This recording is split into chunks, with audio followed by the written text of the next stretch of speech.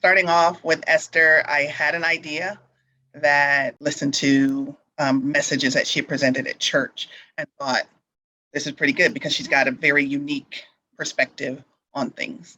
And she's willing to go beyond, to come outside of the box and not to come up with pat answers. So I was hopeful and um, encouraged that, yes, this is going to be something good. And so it's, starting off studying one of my favorite books of the Bible, because I think all the answers in the world are in Genesis. And then everything else feeds out from there. You just get the rest of the, filling from the rest of the Bible.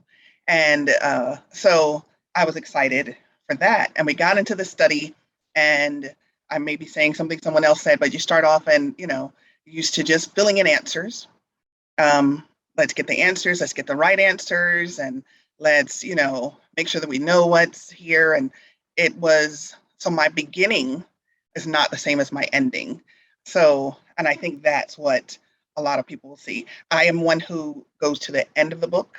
So once I got the book, I went to the back, and it said, put your knowledge to use. And the first thing that it said, the first thing that hit me was that the Bible study is not just for you, the individual. And this is at the last part of the book. And that we have to ask God to show us, to give us someone to share this message with. And so I read that, and I was just like, oh, this is good. And yes, and I'm not a teacher of Sabbath school lessons per se, because people come in and the talking heads take over. So there were no talking heads in these lessons, or not allowed to continue as a talking head. So everyone is welcome. Everyone's head can say something and ask questions, and you had the freedom to ask questions, to come from a different perspective, to say, okay, this doesn't make sense to me, or I truly don't agree with this message that is portrayed in the Bible. And there are lots of things that you're just like, this is hitting me absolutely wrong. And you have the space to say that, and there's no condemnation, there's no stress. It's just, I agree, or, well, have you thought about this? Bringing it, it's really practical. So back to this praying and asking God to bring someone.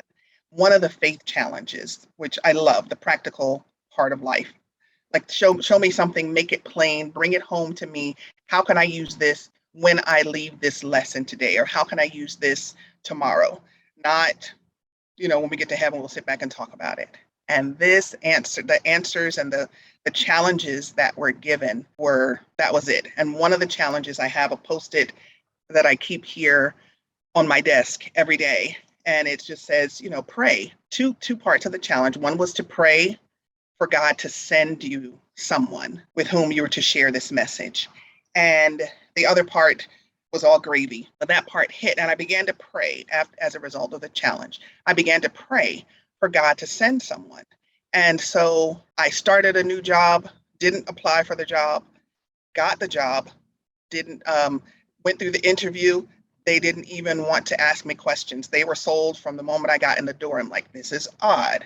Came in, the job went away, and they said, nope, stay on, stick with this.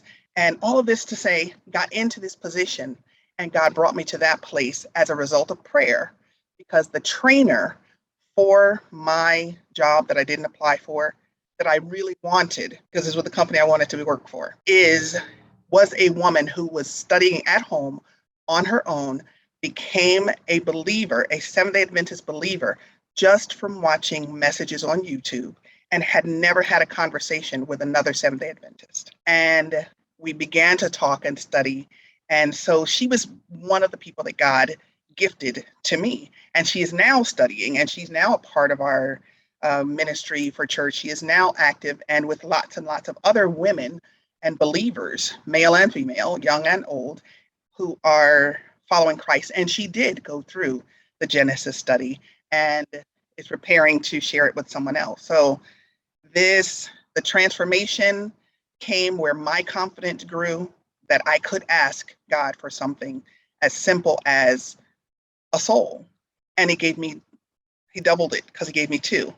He gave me my sister, my youngest sister, and we were able to come and study together. And she now is preparing to teach this lesson and share it with someone else, where she would not even come to a Sabbath school class and sit in church and answer a question in class. But now is not just preparing to answer questions, but to share the lesson with someone else. So this is not an ordinary lesson. And Esther is not an ordinary presenter, not that you have to go only with studying under her, because her heart, her mind, her thought process, it comes out in the lesson.